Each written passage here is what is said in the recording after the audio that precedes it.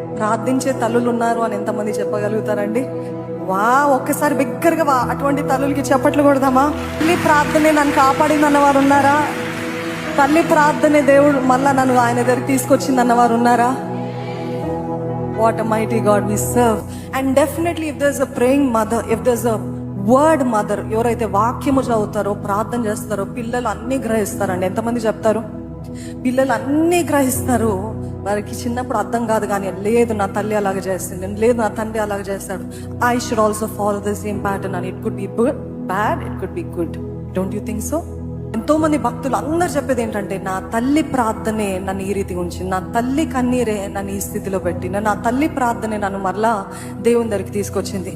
నిజంగా అటువంటి తల్లులందరికీ కూడా hats off, all glory to God. నిజంగా అటువంటి తల్లులు కలిగిన వారు ధన్యులు. ఒకవేళ మీ తల్లులు ప్రార్థించే తల్లులు ఉన్నట్లయితే, you really are indebted to him. నిజంగా వారికి ఎంతో రుణస్తులుగా మీరు ఉండాలి, ఎంతో భాగ్యంగా ఎంచాలి, వారిని గౌరవించబద్దులమై ఉన్నాం.